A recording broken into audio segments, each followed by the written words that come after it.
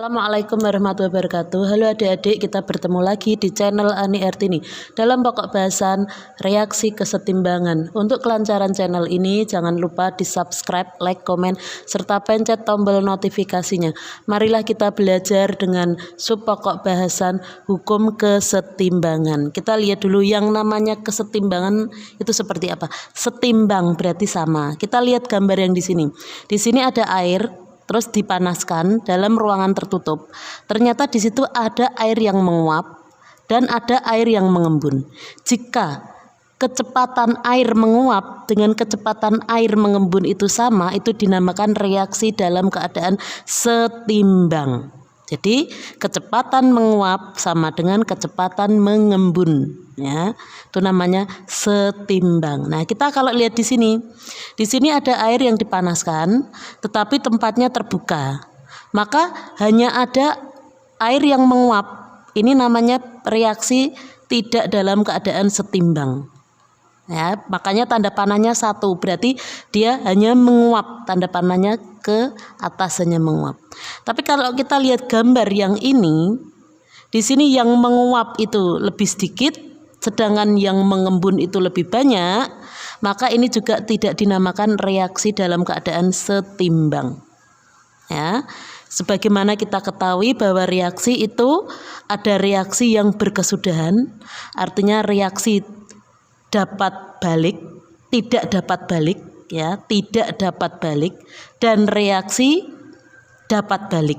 Nah, kalau tidak dapat balik namanya irreversible, makanya tanda panahnya 1. Artinya NaOH ditambah HCl terbentuk NaCl dan H2O.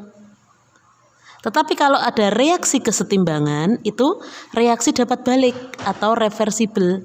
Makanya di sini tanda panahnya 2. Jadi kalau tanda panah 2 artinya di sini gas nitrogen bereaksi dengan gas hidrogen terbentuk amonia. Amonia yang terbentuk akan kembali lagi menjadi gas N2 dan gas H2. Jika kecepatan pembentukan NH3 dengan kecepatan penguraian NH3 itu sama, maka reaksi dalam keadaan setimbang. Nah, udah mudeng ya. Nah, sekarang kita lihat yang di sini. Ini berarti reaksi dalam kesetimbangan. Tanda panahnya 2. Kalau kita lihat gambar yang di sini kita lihat kalau gambar yang ini kita lihat di sini zat hasilnya siapa? N2O. Berarti N2O itu mula-mula tidak ada. Karena dia kan zat hasil. Berarti yang banyak itu ini dulu NO2. Maka di sini gambarnya NO2 letaknya di atas. Kemudian NO2 akan berkurang karena kan dia menjadi N2O4. Nah, maka dia grafiknya akan turun. Sedangkan N2O4 yang mula-mula tidak ada, lama-kelamaan terbentuk naik ke atas. Nah, ini yang dalam keadaan setimbang. Nah, ini pas di sini ya. Kalau dilihat di sini, berarti hasilnya nanti di sini hasil jumlah NO2 itu sama dengan jumlah N2O4 yang terbentuk dalam keadaan setimbang. Kalau lihat gambar di sini, setimbang yang mana? Mulai dari ini. Nah, ini yang di sini itu setimbang. Ini yang di sini itu yang setimbang. Kalau di sini hasilnya yang banyak siapa? Setelah dalam keadaan setimbang, ternyata ini. Oh, berarti N2O4-nya lebih banyak dibandingkan NO2 setelah setimbang. Ini NO2-nya lebih sedikit. Tapi kalau yang ini kita lihat N2O4-nya hasilnya lebih sedikit dari NO2. Nah, sekarang kita lihat di sini hukum kesetimbangan. Pada reaksi kesetimbangan, ya, pada suatu reaksi, jika reaksi tersebut sudah dalam keadaan setimbang, maka konsentrasi zat-zat itu selalu tetap. Nah, berarti konsentrasi zat-zat dalam kesetimbangan itu selalu tetap. Perbandingan zat hasil dan reaktan itu selalu tetap. Jadi misalnya kalau reaksinya seperti ini berarti hasilnya tetap, perbandingannya tetap. Ini NO2 dengan N2O4 itu ini kalau ini sama, jumlahnya sama. Kalau ini kan beda, berarti N2O4-nya itu lebih banyak. Ya. Tapi nanti di sini kalau dalam keadaan setimbang, ya. Perbandingan zat-zat hasil dan zat reaktan itu selalu tetap. Kalau reaktannya bertambah, ditambahi, nanti hasilnya akan bertambah. Kan dia perbandingannya tetap. Ya. Di sini ada rumusnya, kita dapatkan rumus K. K itu hukum kesetimbangan. Itu zat hasil pangkat koefisien per zat mula-mula pangkat koefisien. Ya. Oke, kita lihat langsung ke contoh soal. Nih.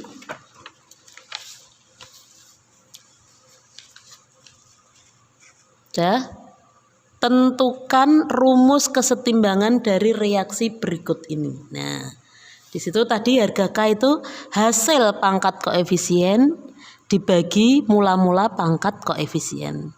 Nah, di sini ada kita sebut kesetimbangan konsentrasi. Berarti KC, konsentrasi berarti pakainya molar. Makanya nanti di sini konsentrasi NH3 pangkat 2 dibagi konsentrasi N2 kali konsentrasi H2 pangkat 3. Ini konsentrasinya dalam satuan molar. Molar ya. Nah, terus kalau ada ketetapan KP. KP itu berarti ketetapan tekanan. Tekanan itu berarti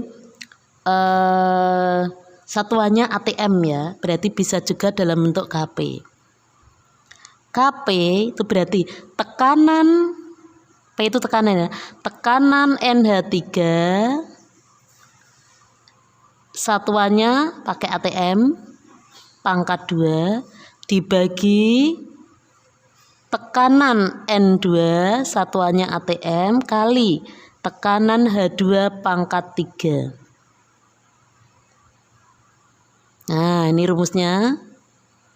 Ya, diingat untuk KC itu yang berlaku. Ingat ya, harga KC dan KP itu berlakunya tulis di sini ya. KC itu berlaku untuk dalam bentuk larutan dan gas. Untuk KP sama. Nah, untuk KP dalam satuannya gas.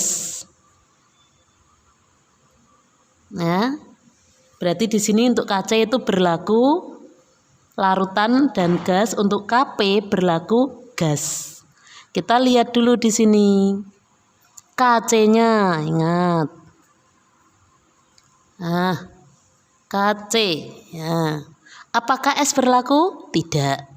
Apakah aki berlaku? Oke, ini berlaku aki.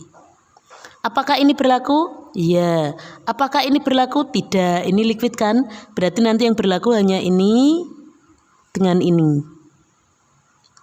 Berarti di sini konsentrasi Fe2 SO4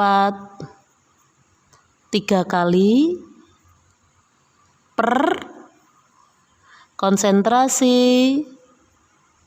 H2SO4 pangkat 3. Ini harga KC-nya. Lah harga KP-nya gimana? Ya enggak ada. Kenapa? Tidak ada gas. Tidak punya tekanan. Ya. Kalau yang ini harga KC-nya berarti ini berlaku. Oke, aki ini tidak. Ini tidak. Ini berlaku. Berarti harga KP-nya KC-nya konsentrasi H+ pangkat 3 dibagi konsentrasi Al3+ pangkat 1. KP-nya bagaimana? Tidak punya. Oke. Ya, sekarang kita lihat contoh soal. Berikut ini data hasil reaksi kesetimbangan pembentukan HI dalam wadah 1 liter. Kita lihat reaksinya. Nah, berarti di sini pembentukan gas HI, berarti ini ya reaksinya ada betul. Nah, disuruh mencari harga KC. Tulis dulu rumusnya. KC sama dengan, lihat reaksi ini ya. Konsentrasi berarti molar HI pangkat 2 dibagi konsentrasi H2 kali konsentrasi I2. Tinggal angkanya dimasukkan. KC berarti dalam keadaan setimbang. Yang kita ambil dalam ini, setimbang ini. Dah. HI-nya berapa? 0,2 mol. Ingat di sini satuannya molar. Molar tuh mol per liter. Berarti di sini 0,2 HI-nya. Mol kan? Per liter. Liternya berapa? 1 liter. Nah, ini milik HI. Dibagi H2-nya. Ini 0,1 mol per liternya 1 kali 0,05 mol per liternya 1. Nah, berarti ketemunya 0,2, ini pangkat 2 ya, 0,2 pangkat 2 dibagi 0,1 kali 0,05. Ketemunya 0,04 dibagi 0,005 atau 40 dibagi 5 ya, berapa ketemunya? 8. Harga KC-nya 8. Oke, sudah bisa? Alhamdulillah. Wassalamualaikum warahmatullahi wabarakatuh.